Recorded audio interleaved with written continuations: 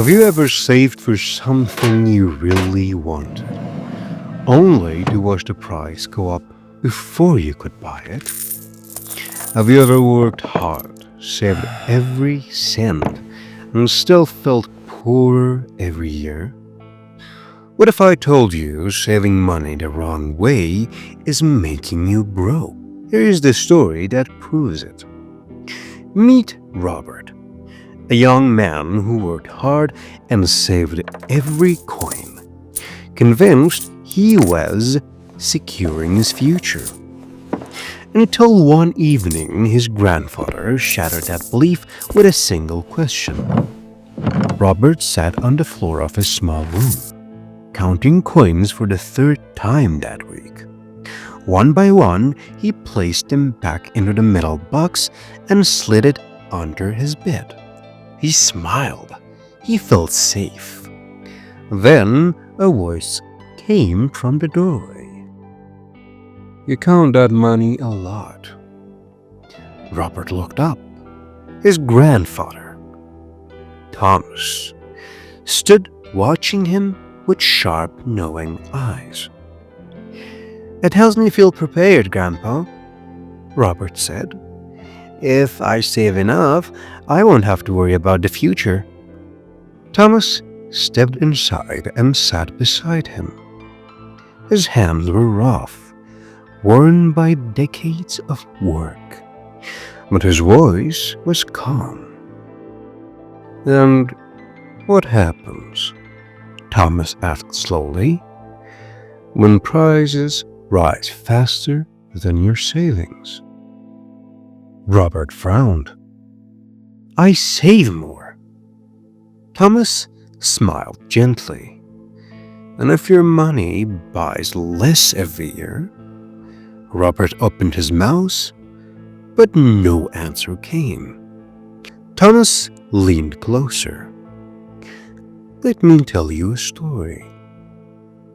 William and I grew up together in this village."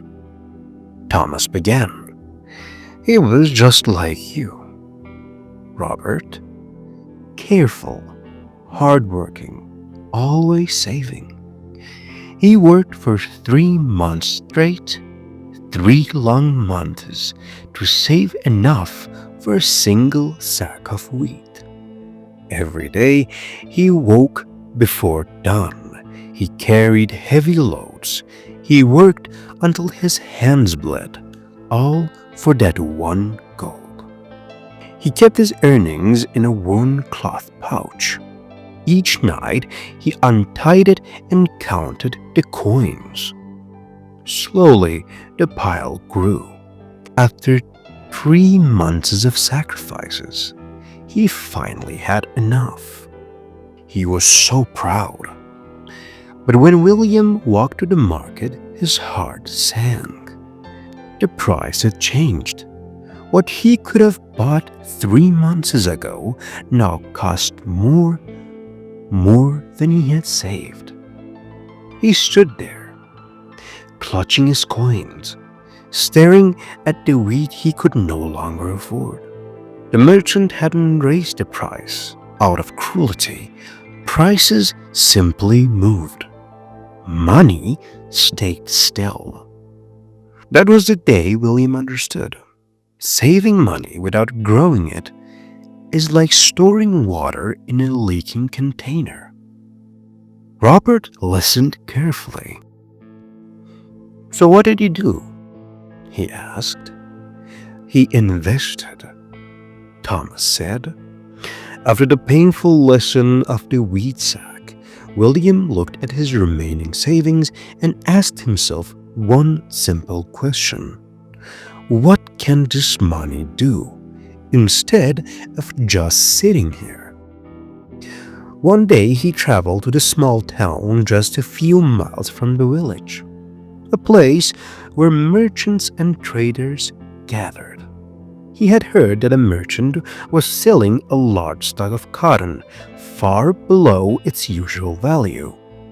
The merchant was in a hurry to leave town and needed to clear his inventory fast. He just wanted it gone. William saw the opportunity. He spent a careful portion of his savings with intention. He bought as much cotton as he could carry. But William didn't sell it right away. He waited, he watched, he listened to traders, learning which villages needed cotton and which were running low. A few weeks later, he traveled to a neighboring village where a weaver desperately needed raw cotton for the coming season. Demand was high, supply was low, and William had exactly what the weaver needed. He sold the cotton, and then the coins landed in his palm. He counted them slowly, one by one. For every coin he had spent, nearly 3 had come back. His heart didn't race the way it did when first he earned money from hard labor. This time it was something different, something quieter, but far more powerful.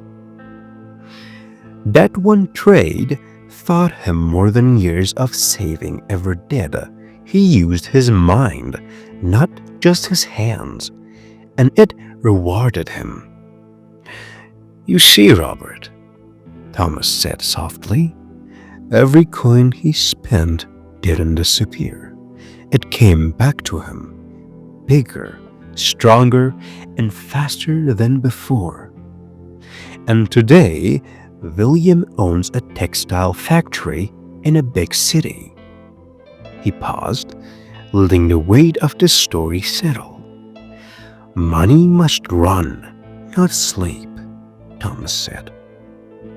Robert sat in silence. He looked down at his own metal box, still hidden under the bed. For the first time, it didn't feel like safety. It felt like a cage.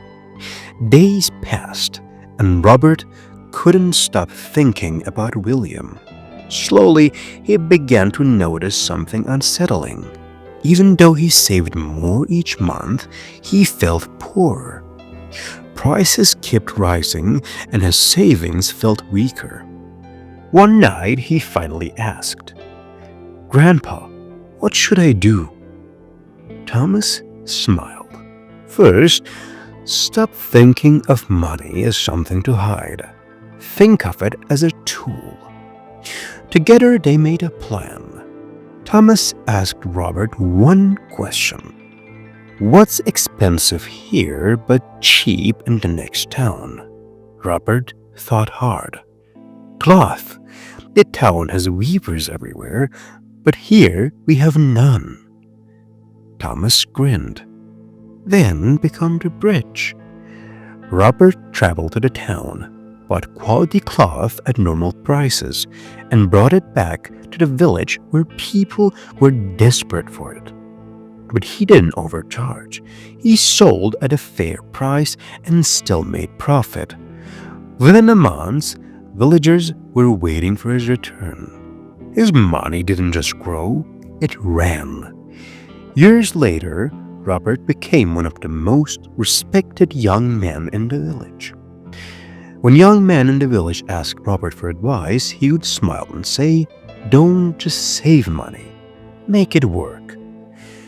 That lesson changed not only his life, but the future of the entire village. Don't just save the story, make it work for you. Subscribe to English and Tales, because wisdom shared is wealth multiplied.